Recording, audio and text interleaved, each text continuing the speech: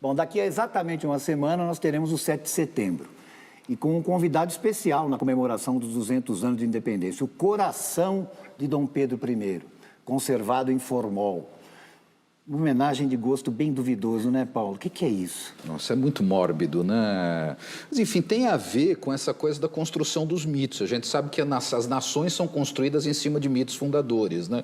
Como a gente tem o Tiradentes, né? Parte dos mitos fundadores do Brasil, né? Muito trazido ali pelo regime militar. Agora, o coração de Dom Pedro está outra figura altamente questionável, Dom Pedro I, né? Assim, Dom Pedro II, inclusive, a gente estuda a história, já foi mais interessante como um governante muito avançado para a sua época, né?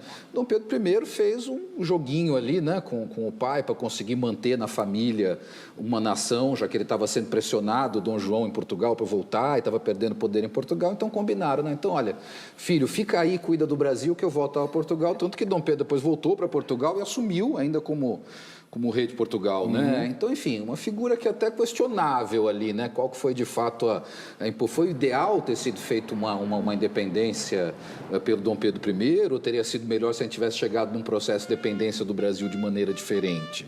Então, uma figura que me parece bastante questionável, assim, o seu papel, né, como libertador do Brasil, para depois trazer como um chefe de Estado. Então, me parece que é bem esse processo. Vamos construir mais mitos, né?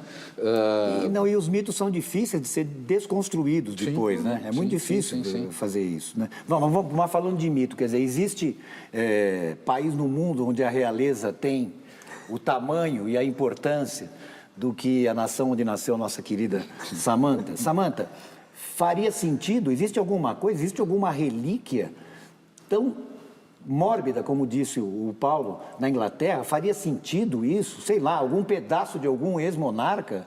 Não consigo pensar, mas realmente essa história do Brasil é muito complicada assim, de explicar, porque se for pensar, vocês vão celebrar 200 anos de independência da Portugal, mas essa celebração acaba sendo tipo uma celebração da monarquia portuguesa, de certa forma, tipo, para um gringa, é muito complicado entender isso. E realmente vai ser ponto super importante da história do Brasil, que vocês não tiveram uma ruptura, né?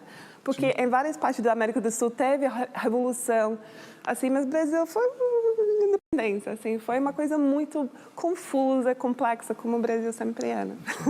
Ô, João, como é que essa viagem cardíaca, digamos assim, repercutiu em Portugal, né?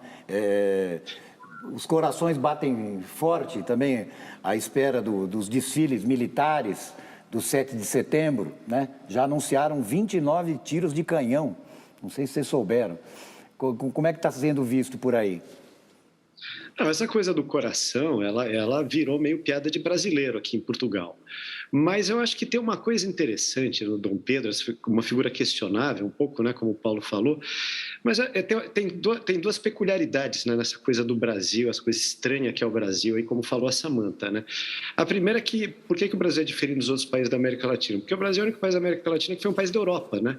O Brasil era um país da Europa, porque era o Reino Unido de Portugal, Brasil e Algarves. Era a sede do Império, né? Era a sede do Império, o rei estava no Rio de Janeiro, então quando tinha um julgamento, como era absolutismo, né? Quando tinha um julgamento em Portugal, tinham que mandar os processos para o Brasil, é quase uma inversão, então é uma história completamente fora do padrão. Agora, uma coisa interessante do Dom Pedro, com todo o questionamento, né? Você tem duas grandes figuras na independência do Brasil, que é o Zé Bonifácio de Andrada e Silva, né? Que foi o primeiro-ministro brasileiro do Dom Pedro, e a Dona Leopoldina, princesa brasileira inteligentíssima, princesa austríaca que governou o Brasil, e ela junto com José Bonifácio, eles tinham uma ideia de Brasil, o Brasil nasceu com uma constituição, né? Então é interessante que o Dom Pedro podia não ser um cara brilhante como o Dom Pedro II, mas de uma certa maneira, que foi filho dele, né? Mas de uma certa maneira ele deu poder para as pessoas certas, e ali a coisa de uma certa maneira se acomodou, né? De um jeito muito diferente de todos os outros países da América Latina, mas enfim, foi um começo interessante. Agora,